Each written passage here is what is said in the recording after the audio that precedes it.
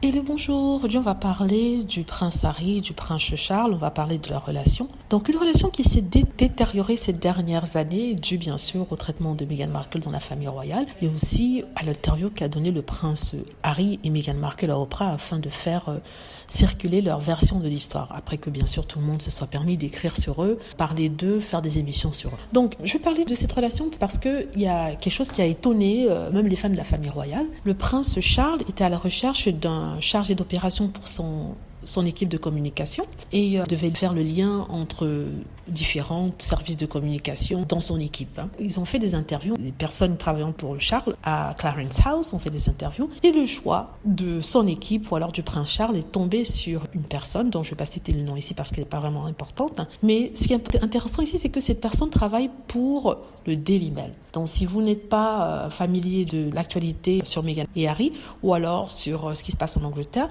il faut savoir que le Daily Mail est l'un des plus grands tabloïds anglais.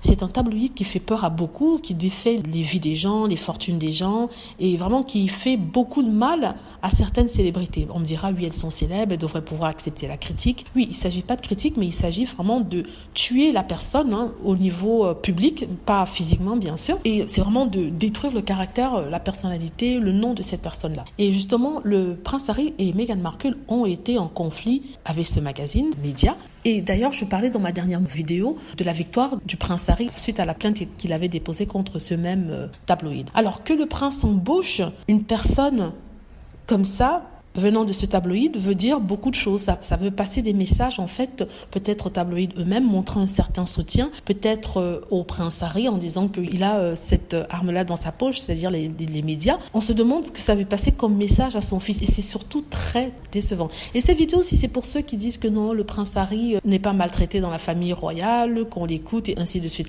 C'est pour montrer que si c'était le cas, par respect à son fils, je ne crois pas que le prince Charles aurait dû embaucher une personne venant directement des rangs du Daily Mail, sachant que le Daily Mail et ses employés s'évertuent tous les jours à rendre la vie du prince Harry et de Meghan Markle difficile.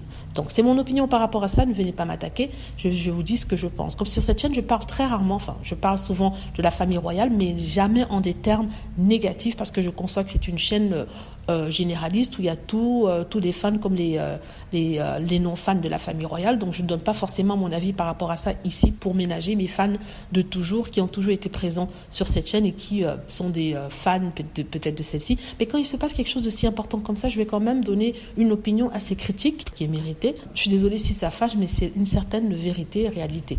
Mais bon, dites-moi ce que vous en pensez. J'espère que vous avez aimé la vidéo. N'hésitez pas à cliquer sur like si c'est le cas, à vous abonner pour plus de vidéos et à cliquer sur la petite cloche afin de traverser lorsque je poste une nouvelle vidéo. Merci.